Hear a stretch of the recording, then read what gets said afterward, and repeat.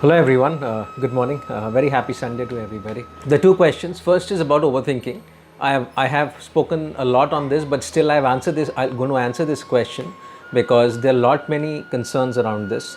And second, another question, which is generally coming from all segments of ages across people, from adolescents to even 40s and even early 50s, that is sexual energy the same as spiritual energy?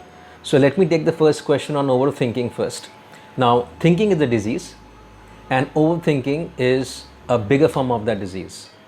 Thinking is meant to structure your life, meant for problem solving, meant to communicate like this in a structured way, but it's nowhere meant to be hijacked. Now, once you are in a trap of the thought, that thought can drive you crazy, and it's going to be a conspiracy of events, and these events probably will all mental. So most of your problems that you see are product of your thinking. The actual situation is there, but that's contributing not more than 15 to 20%, but 80% is thinking. And this thinking can result into impulsive thoughts. It could result into habitual patterns, mental patterns, and all thinking patterns will have emotions attached to it. See, the only way to get away from this disease, well, I call it a disease because you are having it 24/7, is to go beyond. You have to transcend thinking. You cannot try to stop thinking. If you do that, it's going to become more powerful on you. You have to transcend thinking. That means you observe your thoughts, but you don't get entangled with them. It's easier. It's not that difficult. But if you make a conscious attempt, this is the most optimal inner work that you do in a spiritual life.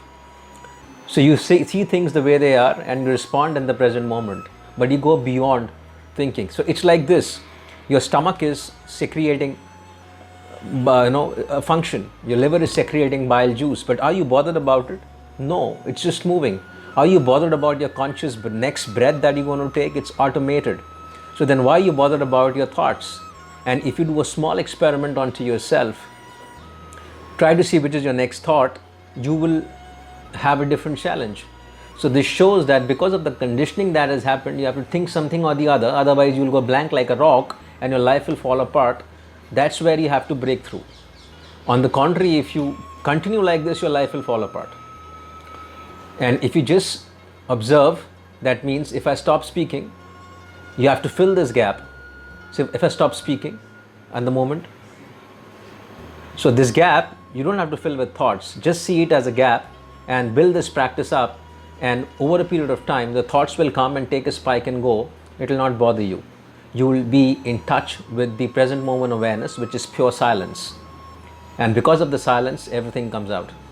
So you come as a better individual in your life situations, in your work situations, if you develop this habit of not being hijacked with thinking. Let's go to the second question. And another important question asked from me, people from 18 years of age to 16 years of age to 45, 46, 50, 51, people married, not married, divorced, premarital, extramarital, whatever you call it. Now, yes, the sexual energy is the spiritual energy, and let me give my submissions to it. What is spiritual energy? If spiritual energy wouldn't have been existed, you and I would have been alive by now. Everybody's got a trickle of spirituality, else they won't be alive. Some people, the discovery of the spiritual dimension is more. In some people it's progressing, and some people it's absolutely missing. So if you probably allow the spiritual dimension to evolve in you, you'll find that spiritual energy and sexual energy are exactly the same, because spiritual energy allows you to grow, evolve. It's creative, it's timeless, and it's egoless. And the same attributes you find in a sexual energy, because when you are in it comes into you as intimacy, it can come into you as infatuation, unconditional love. And whenever you are having a sexual intercourse, you have peak experiences where you go egoless, you are vulnerable, you are in the present moment, and you are timeless. You're not watching your watch while having sex, hopefully. So if you see these dimensions, they are same as the spiritual dimensions.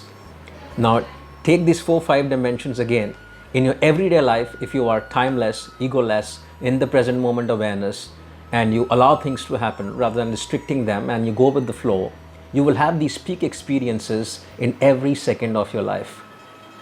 And especially in France, they call the climax or the peaking experiences of your sexual intercourse, they call it little death. And this little death, basically they are trying to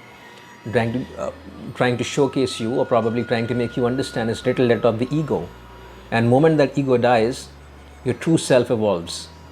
Having been said that, impulsive sexual behavior is not it's not spiritual energy. I'm not trying to advocate multiple sexual relationships. Well, that's your call, it's your body, do whatever you want to do with it.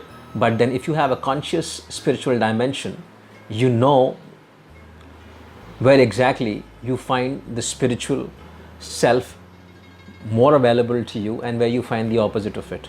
All your needs, eating, sleeping, sex, love, care and compassion, if they are proportionately balanced, they have spiritual dimensions to it. And these have all these 4 dimensions which I just spoke about. And if all of this is unproportionately balanced because the spiritual dimension in yourself is missing, then these won't long as spiritual needs. They'll become obsessive compulsive behavior, which is completely the opposite of spiritual dimension. So if you sleep too much, you become lethargic. If you eat too much, you have problems with your body. If you if you indulge into too much sexual behavior from an impulsive act, it doesn't give you that spiritual dimension. Then it gives you just the opposite, and you may become a maniac or antisocial element to the society. So if you have the spiritual dimension active, you know how to use these needs from a spiritual purpose.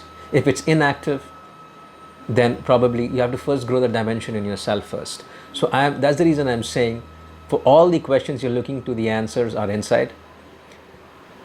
Turn inwards in whichever path of life you are, and all these things will fall into their places. Especially talking about the sex part of the questions, because I get a lot of questions on this. The problem in the Asian cultures is that it's been overrated. Something which is as simple, of your other life dimensions, why you have to go and talk about and make it a boom out bracket out of it, that this becomes an overrated dimension. And that's the reason you land up into wrong hands, wrong practices, wrong books, and on top of it, wrong feed from the internet. So grow the spiritual dimension, gain the inner wisdom, the outer wisdom will automatically follow about it.